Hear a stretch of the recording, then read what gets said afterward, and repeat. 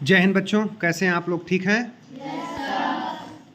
जो crash course की बात हुई थी, हम लोग स्टार्ट करने वाले थे क्रैश कोर्स, उसका अब मैं 1 से लेके 5 चैप्टर, आज क्लास 8 साइंस का 8वीं क्लास का साइंस के पहले 5 चैप्टरों के रिवीजन के क्वेश्चंस आपको दिए जा रहे हैं। इससे आपका लर्निंग आउटकम इम्प्रूव होगा और आप कितने पानी में हैं ये भी आप अपने आप को हर सवाल का जवाब खुद से पहले देने की कोशिश करिए, फिर आपको समझ में आ जाएगा। हर सवाल का क्वेश्चन ABCD में कौन सा ऑप्शन है टिक करिए या कमेंट करिए, कमेंट करके आप बताइए। उससे आपको अंदाज़ा लगेगा कि आप सही बता पा रहे हैं या गलत बता पा रहे हैं। और अब हर दिन मैं 5-5 चैप्टर के ऐसे या 3 चैप्टर या 4 चैप्टर उसका आप रिवीजन किए रहिएगा, उसी के टेस्ट होंगे, डेली टेस्ट चलेगा। आप एक तरीके से आप मान के चलिए ये रिवीजन वाला टेस्ट है। तो अब हम लोग इसको शुरू करते हैं, ठीक है बच्चों? पहला सवाल है, पहले चैप्टर में कुछ खास सवाल थे नहीं तो मैंने दूसरे चैप्टर से शुरू कर दिया है। दूसरे चैप्टर का आपके नाम है, क्या नाम है? मानव निर्मित वस्तुएं। मानव निर्मित वस्तुओं से निम्नलिखित में से कौन वस्तु मानव निर्मित है? लकड़ी, पानी, कांच, मिट्टी। कौन सा इसमें मानव निर्मित है? लकड़ी, पानी, कांच और मिट्टी में। आप लोग फटाफट कमेंट करके बताइए। जब तक मैं पढ़ता हूँ तब तक आप लोग कमेंट कर दिया करिए, ठीक है? अब इसका आंसर क्या है? हमारा कांच है, ठीक है? आंसर भी मैं आपको दिए रहूँगा, उत्तर दिखाता जाऊँगा, ठीक है? लेकिन पहले आप लोग अपने से खुद से आंसर करने की कोशिश कीजिए। अगला प्रश्न है, कृत्रिम रेशे सिंथेटिक फाइबर किससे बनाए जाते हैं? कपास से, रेशम के कीड़े से, रसायन से या बांस से? किससे बनाए जाते हैं कृत्रिम रेशे? ये रसायन से बनाए जाते हैं। किससे बनाए जाते हैं? रसायन से। नायलॉन और पॉलिस्टर क्या है? नायलॉन और पॉलिस्टर ये होता क्या है? प्राकृतिक फाइबर है या कृत्रिम फाइबर है या धातु है या प्लास्टिक है? क्या है ये कृत्रिम फाइबर है। क्या है? कृत्रिम फाइबर होता है। ऐसे ही कौन सी धातु को अन्य धातुओं के साथ मिलाकर स्टील बनाया जाता है? कौन सी धातु को मिलाकर अन्य धातुओं के साथ स्टील का निर्माण होता है? तांबा, एल्यूमिनियम, लोहा या सोना? तो लोहे को मिला करके बनाया जाता है। किसको मिला करके? लोहे को। प्लास्टिक के उपयोग से कौन सा पर्यावरणीय संकट उत्पन्न होता है? प्लास्टिक का उपयोग हमें बना होता है ना, इससे ये डिकम्पोज बाद में होता है, बहुत नहीं हो पाता है। तो पर्यावरण में मिट्टी का कटाव, वायु प्रदूषण, जल प्रदूषण या वनों की कटाई, तो इससे क्या होता है? जल का प्रदूषण होता है। क्या होता है? इसीलिए हमें प्लास्टिक का इस्तेमाल नहीं करना चाहिए। सीमेंट का मुख्य घटक कौन सा है? चूना पत्थर, लकड़ी, बालू, कोयला या कौन सा है? चूना पत्थर, लकड़ी, बालू, कोयला। सीमेंट का मुख्य घटक कौन सा है? चूना पत्थर है। कौन सा है? चूना पत्थर है। कौन है? चूना पत्थर। अब कृत्रिम उपग्रह आर्टिफिशियल सैटेलाइट किस उद्देश्य से बनाए जाते हैं? जलवायु परिवर्तन का अध्ययन करने के लिए, अंतरिक्ष में संचार के लिए, पृथ्वी के चारों ओर घूमने के लिए, या सभी के लिए? तो ये पृथ्वी के चारों तरफ घूमते हैं, अंतरिक्ष में हमारा कम्युनिकेशन संचार करते हैं, और जलवायु के अध्ययन के लिए भी। तो तीनों चीज़ें हमारी वैलिड हो गई, तो उपरोक्त सभी हमारा आंसर हो जाएगा। अब अगला प्रश्न है, कौन सा मानव निर्मित पदार्थ सबसे अधिक पुनर्चक्रण या रिसाइकल किया जाता है? कागज, प्लास्टिक, कांच, धातु। कागज जो होता है सबसे ज़्यादा रिसाइकल किया जाता है। इसको बार बार बनाते रहते हैं, इसीलिए इसका कलर ख़राब होते फिर एकदम से रफ कॉपी बनती है, जो एकदम काली काली मोटी मोटी रहती है। कृत्रिम ईंधन सिंथेटिक फ्यूल किससे बनाया जाता है? प्राकृतिक गैस से, जैव पदार्थ से, पत्थर से या कच्चा तेल से? किससे बनाया जाता है? जैविक पदार्थ से। किससे बनाया जाता है? जैविक पदार्थ से बनाया जाता है। मानव द्वारा निर्मित कौन सा पदार्थ पृथ्वी के वातावरण में सबसे अधिक प्रदूषण फैलाता है? लकड़ी, प्लास्टिक या पानी या सोना? कौन सा सबसे ज़्यादा प्रदूषण करता है? प्लास्टिक। बहुत बढ़िया, पुनीत जी के लिए तालियां बजाइए, बहुत अच्छा। प्लास्टिक हमारा आंसर होगा। पुनीत के लिए अच्छी ताली बजाओ यार, बहुत अच्छा। अब अगला चैप्टर हमारा शुरू हो जाता है। मैं इसी मानव निर्मित के ही 5-10 और देते हैं।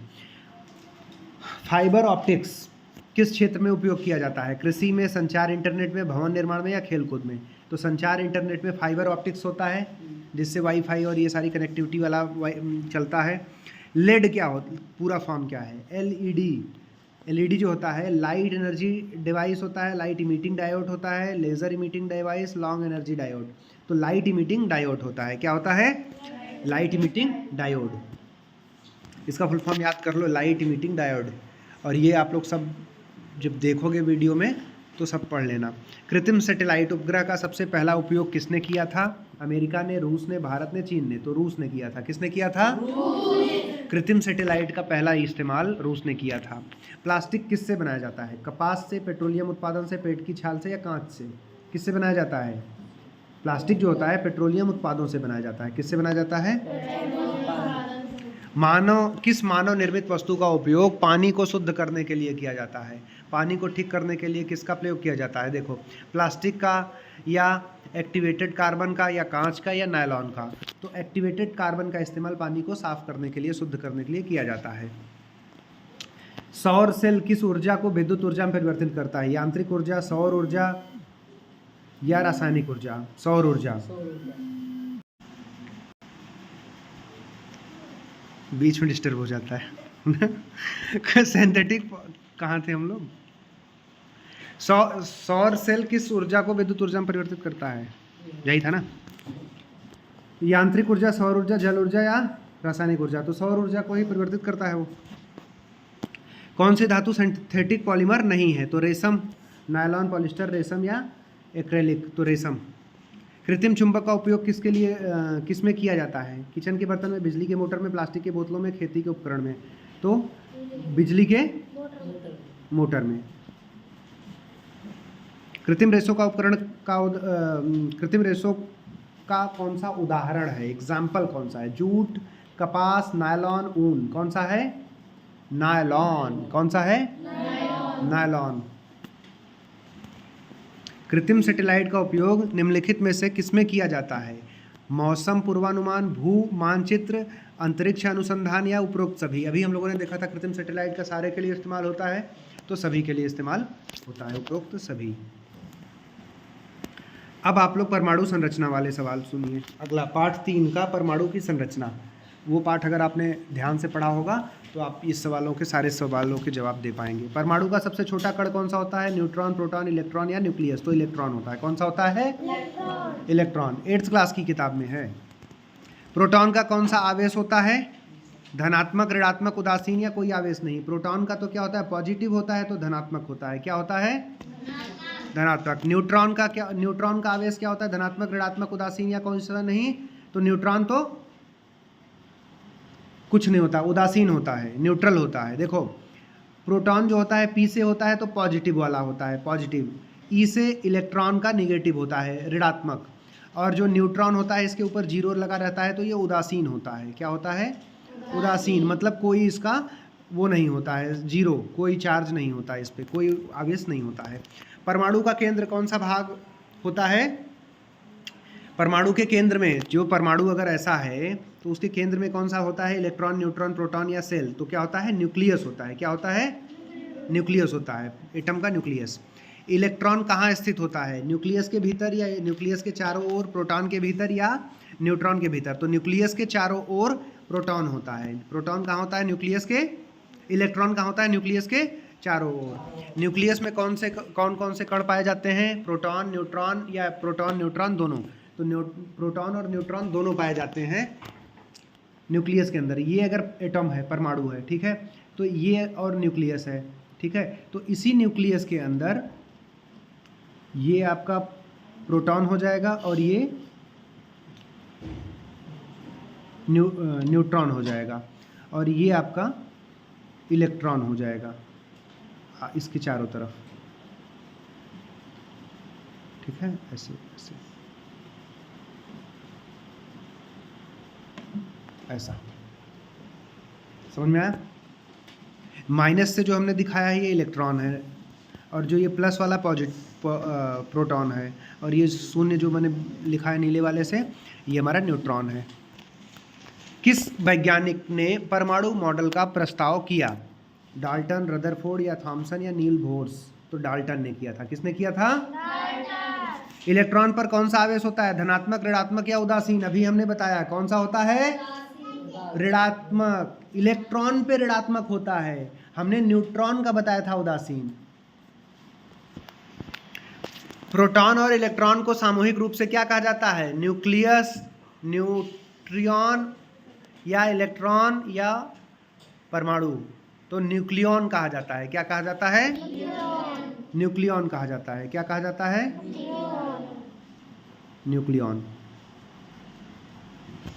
परमाणु का द्रव्यमान मुख्य रूप से किससे बना होता है? इलेक्ट्रॉन, न्यूट्रॉन और प्रोटॉन, इलेक्ट्रॉन और न्यूट्रॉन और इलेक्ट्रॉन, प्रोटॉन या इलेक्ट्रॉन। तो न्यूट्रॉन और प्रोटॉन से बना होता है। किससे?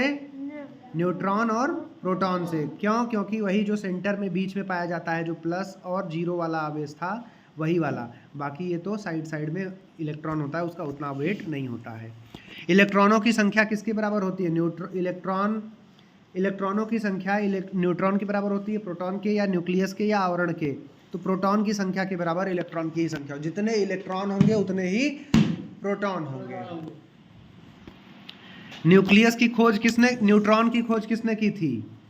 रदरफोर्ड, चैडविक या नील बोर्स या थॉमसन? तो जेम्स चैडविक।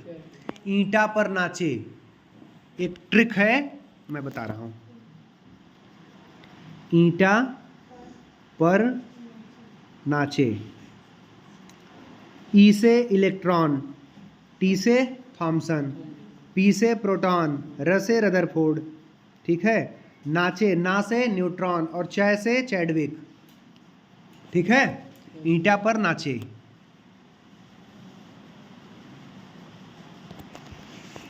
प्रोटॉन की खोज किसने की थी? पर र से रदरफोर्ड। तो प्रोटॉन की रदरफोर्ड ने की थी। ईंटा पर नाचे। न्यूक्लियस का आकार कैसा होता है? बहुत छोटा आकार होता है, बहुत बड़ा नहीं होता है, बहुत छोटा होता है। परमाणु का अधिकांश स्थान किस से भरा होता है? तो ज़्यादा स्थान रिक्त रहता है, खाली रहता है। अधिकांश परमाणु का द्रव्यमान कहाँ केंद्रित होता है? अभी हमने बताया था न्यूक्लियस में। कहाँ होता है? न्यूक्लियस में। परमाणु की संरचना को नाभिकीय मॉडल कहा जाता है। ये थॉमसन का, रदरफोर्ड का, बोहर का या क्वांटम का? तो ये रदरफोर्ड का नाभिकीय मॉडल होता है। किसका होता है? आवाज़ कम आ रही है। नाश्ता वास्ता पानी वानी नहीं पिए हैं क्या? कुछ खा पी लीजिए आराम से, फिर जोर से बोलिए एकदम। किस तत्व के परमाणु को एक प्रोटॉन होता है? किस तत्व के परमाणु में एक प्रोटॉन होता है? तो हीलियम, हाइड्रोजन या ऑक्सीजन या नाइट्रोजन? तो हाइड्रोजन में एक प्रोटॉन एक होता है। प्रोटॉन एक होता है और इलेक्ट्रॉन भी एक होता है। जितने प्रोटॉन उतने इलेक्ट्रॉन होंगे। तो बोहर के मॉडल के अनुसार इलेक्ट्रॉन किस प्रकार से चलते हैं? सीधी रेखा में, गोलाकार कक्षाओं में या वक्राकार मार्ग में या अनियमित? तो गोलाकार कक्ष में चलते हैं इस तरीके से। यहाँ पे ऐसे रहेंगे तो इसी के चारों ओर चक्कर लगाएंगे, फिर इसके, फिर इसके, फिर इसके, ऐसे। आवर्त सारणी में तत्वों का क्रम किसके आधार पर रखा जाता है?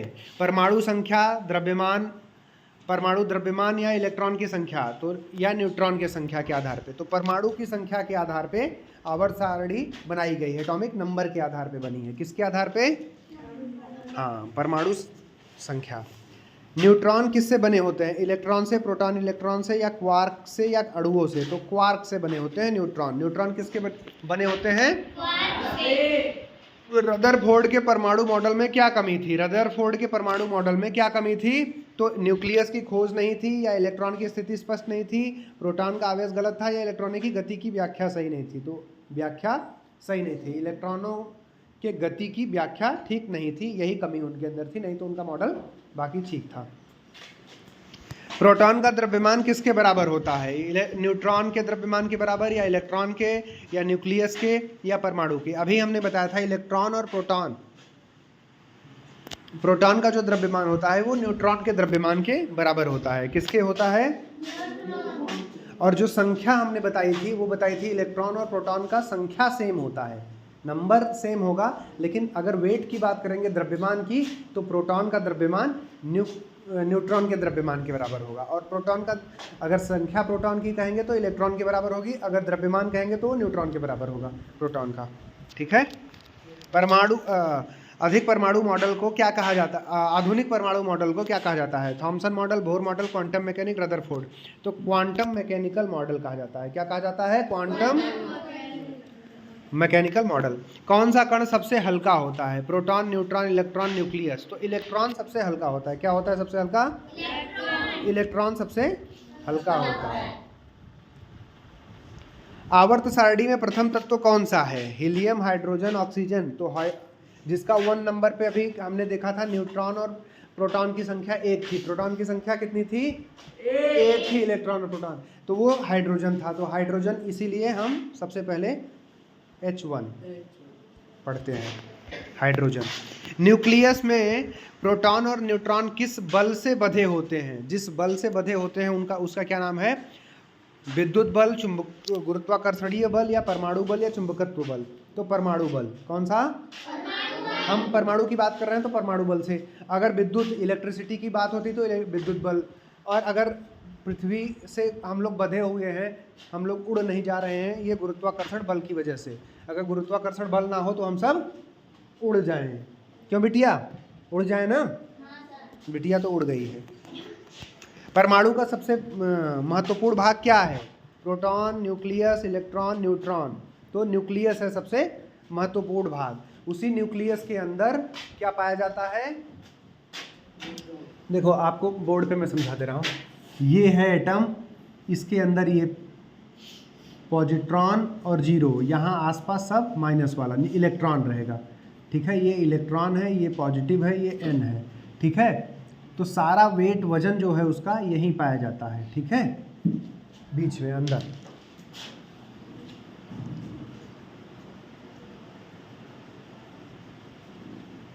यहाँ सारा वजन इसका बीच में ही रहता है, इसी न्यूक्लियस में। न्यूक्लियस का आकार किसके अनुपात में होता है? परमाणु के प्रोटॉन के आकार, या न्यूट्रॉन के, या इलेक्ट्रॉन के? तो परमाणु के आकार के अनुपात में होता है। अगर बड़ा परमाणु हो तो वो बड़ा, वो छोटा तो छोटा। रदर, अब बताइए खनिज क्या है? अब अगला चैप्टर हम लोग खनिज, आपका चौथा चैप्टर है खनिज एवं धातु। ठीक है, खनिज क्या है? जलीय पौधे, भूमि में पाए जाने वाले प्राकृतिक ठोस पदार्थ, हवा में पाए जाने वाले गैसें, समुद्र की गहराई में पाए जाने वाले जीव। तो भूमि में पाए जाने वाले प्राकृतिक ठोस पदार्थों से बनता है खनिज। कैसे बनता है? भूमि में पाए जाने वाले प्राकृतिक ठोस पदार्थों से। ठीक बात है? समझ में आ रहा है? आप लोग कमेंट नहीं कर रहे हैं, कम कर रहे हैं। फटाफट कमेंट करिए कौन कौन क्लास में अटेंड कर रहा है, कौन नहीं कर रहा है, और किस क्वेश्चन का क्या आंसर है। हर का ABCD में जो आंसर है वो कमेंट करते जाइए।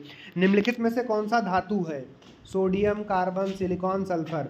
तो धातु कौन सा है? सोडियम धातु है। सोडियम क्या है? सोडियम को Na से लिखते हैं, इसका रासायनिक नाम Na है, सोडियम। निम्नलिखित में से कौन सा खनिज लोहा धातु के रूप में पाया जाता है? लोहा को Fe लिखते हैं। क्या लिखते हैं? Fe। तो हेमेटाइट, बॉक्साइट, कैल्साइट, गैलेनाइट। तो हेमेटाइट एक लोहे का ही स्वरूप है। ठीक है, तो हेमेटाइट। कौन सा धातु विद्युत का सबसे अच्छा चालक होता है? कौन से धातु के अंदर से, जैसे तार बनता है ना, तो किस धातु की तार होती है? तो कई बार चांदी की, सोने की, एल्यूमिनियम, किसकी तार बनाई जाए तो सबसे अच्छी उसमें बिजली धड़न से जाएगी? तो तांबा, लोहा, एल्यूमिनियम, सोना। तो तांबे की जो होती है, तांबे का तार, वो बहुत अच्छा जाता है।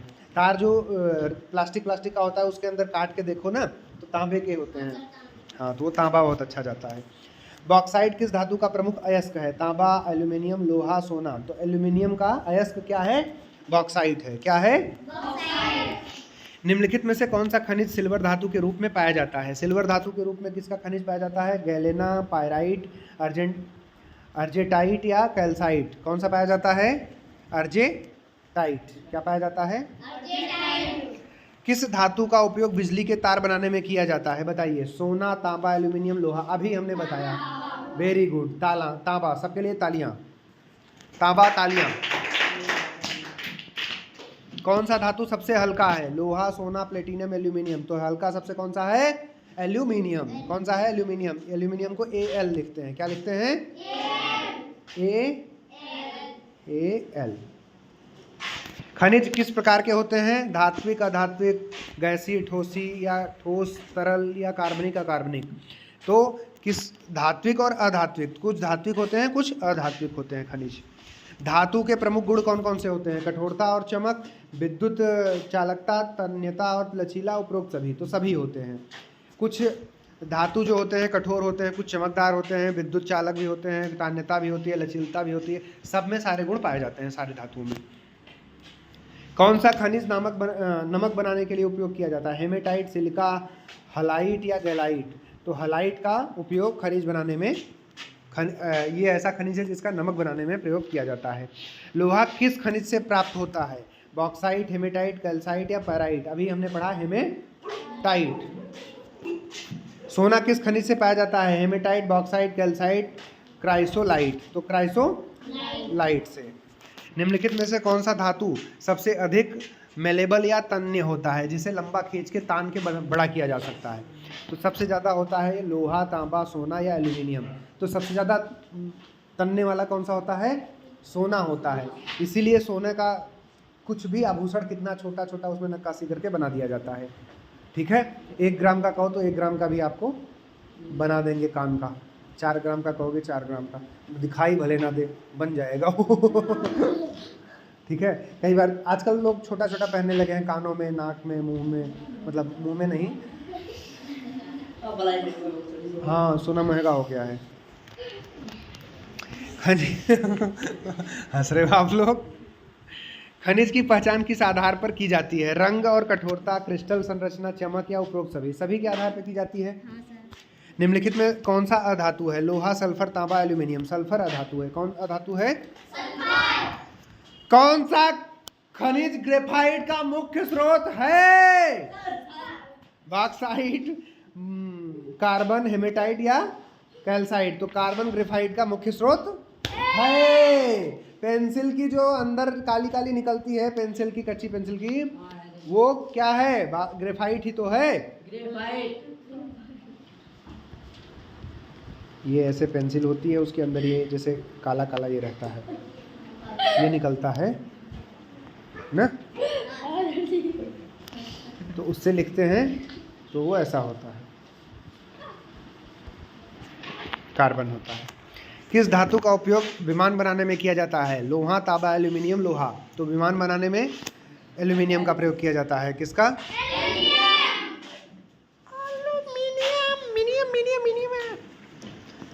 निम्नलिखित में से कौन सा खनिज कांच बनाने में प्रयोग किया जाता है? सिलिका, गैलाइट, हेमेटाइट, कैल्साइट। तो सिलिका का प्रयोग कांच बनाने में किया जाता है। रासायनिक दृष्टि से खनिज क्या होता है? प्राकृतिक रूप से पाए जाने वाले यौगिक, मानव निर्मित ठोस मिश्रण, केवल धात्विक पदार्थ। प्राकृतिक रूप से पाए जाने वाले यौगिक जो होते हैं वो रासायनिक दृष्टि से खनिज होते हैं। क्या होते हैं? अगला चैप्टर, 20 सवाल हो गए इसके। देख लो, आप लोगों ने कहा था 20 सवाल, तो मैंने 20 के आसपास ही रखा है। कल की क्लास में आप लोगों ने उस दिन कहा था ना। अगला चैप्टर कौन सा आपका है? सूक्ष्म जीवों से संबंधित है। सूक्ष्म जीवों का सामान्य परिचय एवं वर्गीकरण। सूक्ष्म जीव किसे कहा जाता है? वे जीव जो नग्न आंखों से दिखाई देते हैं, या वे जीव जो केवल सूक्ष्म दर्शी से देखे जा सकते हैं, बड़े जानवर या पेड़ पौधे। तो वे जीव जो केवल सूक्ष्मदर्शी के द्वारा देखे जा सकते हैं उनको हम क्या कहते हैं? सूक्ष्म जीव। ठीक है। कौन सा सूक्ष्म जीव है बताइए? हाइड्रा, बैक्टीरिया, घोंघा या बाघ। तो बैक्टीरिया क्या है? सूक्ष्म जीव है। सूक्ष्म जीव। सूक्ष्म जीवों के अध्ययन को क्या कहा जाता है? वनस्पति विज्ञान, प्राणी विज्ञान, सूक्ष्म जीव विज्ञान या रसायन विज्ञान। तो सूक्ष्म जीव विज्ञान कहा जाता है। क्या कहा जाता है? बैक्टीरिया का वर्गीकरण किस आधार पर किया जाता है? आकार और संरचना, रंग, गति, तापमान। तो आकार और संरचना पे किया जाता है। किस पे किया जाता है? कवक। फंगस में कौन सा सूक्ष्म जीव आता है? ईस्ट, अमीबा, वायरस या पैरासाइट। तो ईस्ट आता है। फंगस को ईस्ट ही कहते हैं। ठीक है, ईस्ट फंगस में, कवक में आता है। कौन सा जीव एक कोशिकीय है?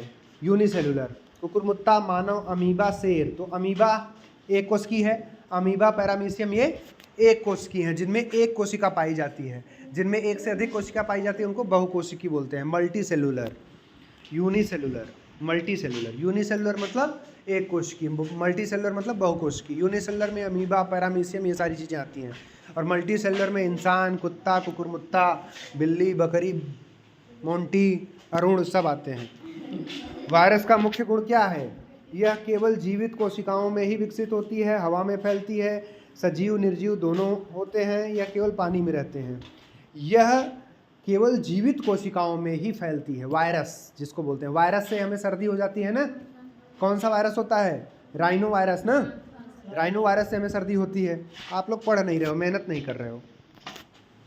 वायरस का आकार कितना बड़ा होता है? 1 से लेकर के 10 मिलीमीटर, या 1 से लेकर 100 नैनोमीटर, या 1 से 10 सेंटीमीटर, या 1 से 10 मीटर। तो नैनोमीटर वाला होता है, 1 से लेकर के 100 नैनोमीटर के बीच में, बहुत छोटा, बहुत सूक्ष्म होता है। अपनी आंखों से हम देख नहीं सकते, नग्न आंखों से, उसके लिए हमें माइक्रोस्कोप मतलब सूक्ष्मदर्शी, माइक्रोस्कोप की ज़रूरत पड़ेगी, सूक्ष्मदर्शी की। कवक फंगस द्वारा कौन सी बीमारी होती है? मलेरिया, रिंगवर्म, खसरा, पोलियो। तो रिंगवर्म जो होता है वो होता है किससे? खुजली, और वो खाज, खुजली, ये सारा जो होता है कवक से होता है। प्रोटोजोआ किस प्रकार के सूक्ष्मजीव होते हैं? बहुकोशिकीय, एक कोशिकीय, वायरस या बैक्टीरिया? तो एक कोशिकीय जो होते हैं, एकल कोशिकीय, वो प्रोटोजोआ होते हैं। ठीक है, जैसे अमीबा, पैरामीशियम, ये सब। ये देखो चित्र बना हुआ है बोर्ड, प्रोटोजोआ ये सारे, अमीबा है, ये पैरामीशियम है। अमीबा कुछ ऐसा होता है, पैरामीशियम कुछ ऐसा सा होता है। ये अमीबा या पैरामीशियम। कौन सा सूक्ष्मजीव दूध को दही बनाने में सहायक होता है? वायरस, ईस्ट, लैक्टोबैसिलस, बैक्टीरिया या अमीबा? कौन सा? दूध को दही कौन बनाता है? Lactobacillus, bacteria. कौन सा सूक्ष्मजीवी बेकिंग उद्योग में उपयोग किया जाता है? अमीबा, ईस्ट, प्लाज्मोडियम या स्पायरोजाइरा? तो ईस्ट जो है वो बेकिंग में इस्तेमाल किया जाता है। जो पाव रोटी या ब्रेड बनता है, ये सब किसका बनता है? ईस्ट का। ठीक है, बेकिंग का मतलब होता है कि उसको फुलाने में, बड़ा बनाने में मदद करता है। कौन सा रोग वायरस से होता है? मलेरिया, टाइफाइड, खसरा या तपेदिक? कौन सा रोग? खसरा जो होता है वो किससे होता है? वायरस से होता है। प्रोटोजोआ से फैलने वाली बीमारी कौन सी है? पोलियो, मलेरिया, चेचक या टिटनस? तो मलेरिया जो होता है वो प्रोटोजोआ से फैलता है। किससे फैलता है? नाइट्रोजन फिक्सेशन में कौन सूक्ष्मदर्शी मदद करता है? राइबोजियम, ईस्ट, वायरस या कवक? तो राइजोबियम जो होता है वो नाइट्रोजन फिक्सेशन में मदद करता है, नाइट्रोजन स्थिरीकरण जिसको बोलते हैं हिंदी में। फफूंद या मोल्ड किस वर्ग के सूक्ष्मजीवों में आता है? प्रोटोजोआ, बैक्टीरिया, कवक या वायरस? तो ये कवक में आता है। किस में आता है? कवक में। ईस्ट भी आता था जो अभी ब्रेड में बना के हम खाते हैं, जिससे ब्रेड बनता है। कौन सा बैक्टीरिया उपयोगी है? क्लोस्ट्रीडियम या लैक्टोबैसिलस, प्लाज्मोडियम या साल्मोनेला? तो अभी हम लोगों ने दूध से दही बनाने वाला पढ़ा था, किससे? लैक्टोबैसिलस। वो बैक्टीरिया हमारे लिए बहुत मज़ेदार है, उपयोगी है। दूध से दही बना के एकदम बढ़िया बढ़िया हम लोग पी लेते हैं, खा लेते हैं, उसमें चीनी भी डाल के, नमक भी डाल के, कुछ भी डाल के। निम्नलिखित में से कौन सा सूक्ष्मजीव रोटी और बेकरी उत्पादों में खमीर उठाने का काम करता है? तो ईस्ट, अमीबा, क्लोरोफाइट या प्लाज्मोडियम? अभी ब्रेड बनाने के लिए हमने क्या किया? ईस्ट नामक कवक का इस्तेमाल किया। तो ईस्ट का रोटी और बेकरी, रोटी मतलब पाव रोटी, या बेकरी के जो और उत्पादक होते हैं जैसे ब्रेड हो गया, या पाव भाजी वाला पाव हो गया, या कुछ भी हो गया। सूक्ष्म जीवों द्वारा, जैसे पिज्ज़ा, बर्गर वाले जो होता है वो अलग होता है। सूक्ष्म जीवों द्वारा कौन सा गैस बनती है जो ईंधन के रूप में इस्तेमाल होती है? Oxygen, methane, hydrogen, nitrogen? तो सूक्ष्मदर्शी द्वारा मीथेन गैस बनती है, जो हमें ईंधन के रूप में हम गोबर गैस में इस्तेमाल करते हैं।